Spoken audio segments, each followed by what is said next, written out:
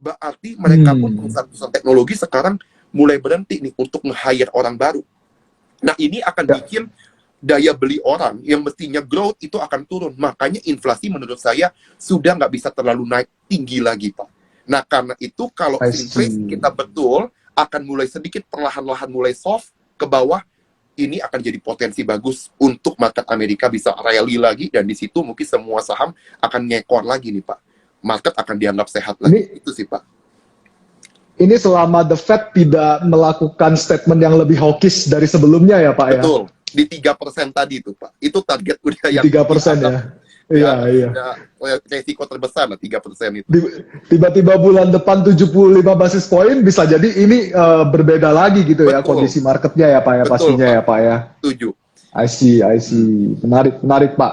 Oke, kita jawab beberapa pertanyaan lagi. Ini ada yang nanya begini, Pak. Apa yang harus dilakukan investor ketika resesi dan inflasi tinggi? Balik lagi ke stagflasi, Pak. Sebenarnya apakah lebih baik rest cash atau memang mengincar sektor-sektor defensif atau seperti apa, Pak? Kalau insight dari Pak Hendry ini, mohon maaf. Inflasi tinggi ini kan sebenarnya justru nguntungin emiten ya. Asal dia bukan karena dari sisi cost, Pak. Kalau dia dari sisi cost-nya yang bikin dia naik, tentu margin dia turun. Tapi kalau kita pinter milih emitennya, misalnya kayak sekarang lah, kita lihat yang paling umum lah ya, misalnya komoditas kayak batu bara dan kawan-kawan, ini kan justru inflation ini bikin harga jual komoditas mereka yang naik, bukan bikin biaya mereka yang naik. Nah, itu yang mesti kita cari sekarang. Nah, jadi inflasi tinggi seperti ini ya teman-teman, cari yang menguntungkan mereka, terutama kalau sekarang masih di sektor komoditas. Nah, sekarang orang ngelihat komoditas ini arahnya, Pak, itu akan mulai soft nih. Ke depan itu tahun depan diperkirakan harga tuh akan stabil atau ya nggak bakal naik terlalu tinggi lagi deh. Nah, kalau gitu kita entah kemana. Orang udah mulai aware, energi fosil kemahalan, orang kita lihat penjualan mobil listrik dan juga kendaraan listrik itu mulai banyak. Makanya salah satu saham yang lagi saya lirik sekarang DRMA, Pak, Dharma. Karena Dharma itu kan salah satu. Wah, sama, Pak. Iya, karena dia suppliernya suppliernya. Iya. Hyundai kita lihat sama, Pak, Kevin, ya. Di Eropa itu penjualan mobil listrik Tesla kalah sama Hyundai. Nah, di Indonesia benar. Astra yang paling gede, Astra mulai mau masuk ke electric vehicle juga. Nah, penyuplainya salah satunya Dharma. Valuation-nya, PE-nya, kalau kita komparatif itu cuma sekitar 7-8 kali. Astra sekitar 13-14 kali. Jadi, kalau dilihat di situ, upside-nya tuh untuk Dharma tuh menurut saya masih menarik dari sisi bisnisnya. Masih menarik. Nah, Pak Kevin mungkin lihatnya dari sisi apa nih Pak Dharma, Pak? Boleh mungkin bisa kita sharing nih, Pak. Sama, Pak. Saya juga ngelihatnya hal yang sama, Pak. Tapi memang kalau saya secara pribadi sih memang kalau bisa nunggu lebih murah sedikit, Pak, kalau bisa untuk Dharma ya, Pak. Karena kalau saya nggak salah ingat, ini saya memang lagi coba bacain Dharma juga. Kalau saya nggak salah ingat, sempat ngobrol-ngobrol dengan teman, Dharma itu bikin body untuk mobil listrik, Pak, yang dimana dia the only supplier yang ada di Indonesia. Kalau saya nggak salah ingat ya, Pak ya, mungkin bisa dikoreksi juga. Itu yang pertama. Kemudian yang kedua tadi, Pak, balik lagi ke harga minyak tadi. Baru tadi pagi ngobrol-ngobrol sama teman, sekarang bentar lagi udah mau pakai My Pertamina nih ya. Nah, teman-teman yang istilahnya yang mulai mau membeli mobil itu langsung ini, Pak, bilang, saya mau beli deh mobil Hyundai aja deh kalau gitu, mobil listrik gitu kan. Karena ya itu lebih mungkin dari sisi penggunaan resources-nya juga lebih murah gitu ya, Pak ya, kalau dengan menggunakan listrik. Setuju, Pak Kevin, betul. Ya. Pak, balik lagi kalau tadi bicara kalau dari sisi Dharmanya kan itu dari sisi auto partnya, Pak. Kita lihat sendiri sebenarnya kalau saya lihat infrastruktur mobil listrik di Indonesia bisa dibilang belum terlalu lengkap dan belum terlalu memadai ya, Pak ya. Mungkin nggak kayak Pertamina yang ada di mana-mana. Kalau di luar negeri kan semua istilahnya daya pengisiannya kan untuk tempat-tempat pengisian dayanya kan ada di mana-mana tuh, Pak. Yeah. Nah, kira-kira sebenarnya sektor-sektor misalnya seperti komoditas nikelnya atau sektor-sektor tadi penunjang-penunjangnya itu ada yang menarik nggak, Pak, kalau dari sisi Pak Hendry? Ini kan mobil listrik ini Pak, memang kalau yang full masih agak berat di Indonesia. Satu, mobilnya memang Ya, mahal ya Pak ya. Kalau full mobil listrik itu ya, masih ya. biayanya belum terjangkau lah untuk kebanyakan masyarakat. Mm-mm, Kedua, memang tadi infrastruktur mm-mm, masih harus terus ditambah. Nah, cuma kan sekarang memang mm-mm. arahnya tuh ke mobil hybrid tuh banyak nih Pak sekarang nih, mobil-mobil hybrid. Iya, Nah, jadi itu salah satu, tetap ada EV-nya juga, tapi memang masih nyampur sama energi fosil juga. Nah, itulah yang bikin even mereka hanya hybrid, itu pun bisa pengaruh positif tuh ke mereka. Cuma memang kalau nggak salah Pak, ini teman saya kemarin cerita, cuma saya belum baca risetnya ya Pak ya. Saya cuma mm-mm, dapat info mm-mm. dari teman saya, itu katanya dari JP Morgan. Nih, jadi saya nggak tahu nih info teman saya benar apa enggak.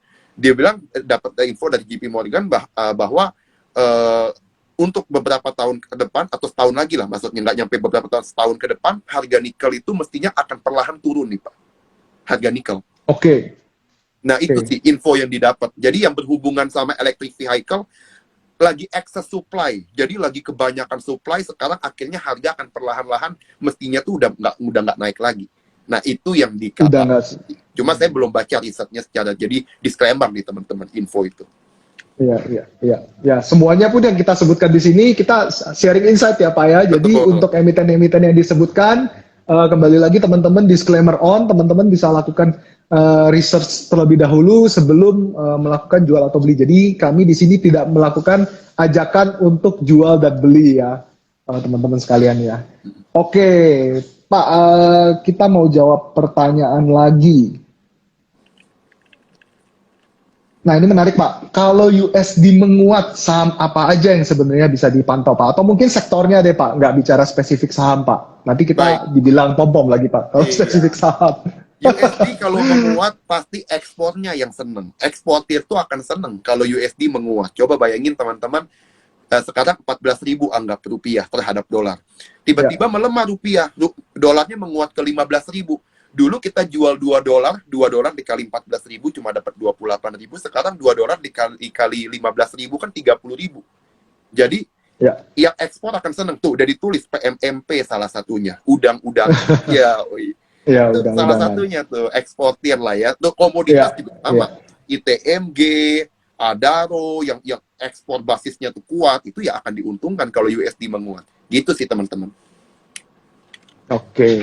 Pak, ini ada pertanyaan juga nih di kolom komentar. Tahun depan US krisis, Pak. Kan kemarin Maret inverted yield curve. Nah, silakan, Pak. Nah, kalau kita bicara inverted yield, Pak, inverted yield itu saya sebenarnya lihat datanya sampel terlalu kecil ya. Dalam 100 tahun terakhir, Ya, Pak, itu hanya pernah terjadi 8 kali. Dan dari 8 ya, kali, hanya 6 kali yang betul. Dari 6 kali, 1 kalinya pun termasuk pandemi. Dan pandemi kita tahu itu adalah krisis yang tidak bisa diprediksi siapapun. Nggak ada yang tahun ya, 2020 di Januari atau Desember udah nyadar nih pandemi akan meluas ke seluruh dunia. ya, Nggak ada yang expect. ya. Jadi terjadi crash di tahun 2020 itu menurut saya nggak bisa diukur sebagai karena inverted yield tahun 2019. Beda case. Jadi dari 8 kali hanya 5 kali nih pernah terjadi. Itu pun sebenarnya kalau kita perhatiin kenapa inverted yield beberapa tahun sebelumnya itu berhasil, mereka terjadi itu Ya. sampai beberapa minggu loh inverted yield-nya. Sedangkan kemarin kita di Hmm. bulan April itu hanya terjadi beberapa jam saja. Setelah beberapa jam Ya, normal lagi curve-nya Pak. Kalau kita perhatiin Pak Kevin ya, ya. Jadi ya, benar-benar. nggak sampai yang beresiko tinggi. Kedua, kalau kita perhatiin krisis-krisis inverted yield yang terjadi confirm krisis, itu teman-teman Hmm. perhatiin itu terjadi karena bonds obligasi yang 10 tahun Amerika yield-nya jatuh karena dia jatuh sampai turun di bawah obligasi yang jangka pendek. Karena Ya, orang semua jual saham, beli obligasi. Karena orang pada beli ya, obligasi, pada jual saham, saham crash, obligasi harganya naik terus, yield-nya jatuh, terjadi kepanikan. Tapi kali ini, inverted yield-nya terbalik. Bukan karena harga obligasi jatuh, harga obligasinya malah turun, jadinya yield-nya baik. naik. Buktinya, sekarang yield Hmm. udah 3% Amerika. Tahun lalu cuma di 2,1, 1,9, Hmm. sekarang udah di 3%. Berarti kan terbalik, justru orang buang obligasi malah sekarang. Nah, itu Hmm. Hmm. kenapa Hmm. inverted yield kali ini menurut saya sih nggak bisa dijadiin patokan yang valid, teman-teman, sebenarnya ya. Untuk jadi ukuran kita takut sama satu resiko seperti itu. Nah, seperti itu sih Pak Kevin kalau dari sudut pandang saya. I see, I see. Oke, Pak. Kalau ngelihat nih Pak, masih bicara tentang makro nih. Ini kan kemarin saya sempat baca Bloomberg bahwa sebenarnya dengan terjadinya sanksi dari Amerika maupun Eropa ke Rusia gitu ya Pak ya. Rupanya perekonomian Rusia ini tidak melemah gitu kan, ya kan, tidak melemah dan bahkan mereka tuh dapat penghasilan juga dengan penjualan minyak dan gasnya mereka itu ke Cina maupun India gitu ya Pak. Ini cukup ironi gitu ya Pak ya, karena mereka Cina dan India ini kan salah satu consumer terbesar ya Pak ya di dunia ya Pak ya untuk tadi minyak dan gas. Nah, kalau melihat kondisi seperti ini Pak, artinya ada kemungkinan perang masih bisa berkepanjangan kan Pak? Kira-kira inflasi kalau tadi bicara dari sisi komoditas, apakah memungkinkan muncul inflasi baru Pak? Contoh kalau saya nggak salah ingat tahun 2021 itu inflasi di US itu yang tertinggi malah disumbang dari otomobil sama auto parts Pak. Dan Betul. saat ini kalau kita lihat juga harga shipping bahkan sampai penundaan shipping itu bisa sampai menyebabkan kelangkaan spare part juga Pak. Kira-kira kalau dari sini pandangan Pak Henry gimana Pak? Kalau saya lihat Pak, ini yang saya bahkan perhatiin itu kemungkinan di harga emas Pak, yang potensi naik tinggi nih. Saya pertama ngelihat Mana sejarah harga emas ya Pak ya? inverted yield ya Pak ya. Dari sisi inverted yield, biasanya Pak, ini cenderung kalau terjadi inverted yield nggak lama emas itu akan naik 35%. Biasanya Pak, kalau kita perhatiin beberapa inverted yield sebelumnya, kali ini emas itu nggak naik loh. Masih di $1.800 per troy ounce. Even komoditas lain semua udah meledak. Apalagi kita tahu pakai Kevin biasanya kan emas itu adalah the head of inflation. Kedua, tadi kenapa tadi Pak Kevin bilang Rusia bisa ekonominya stabil?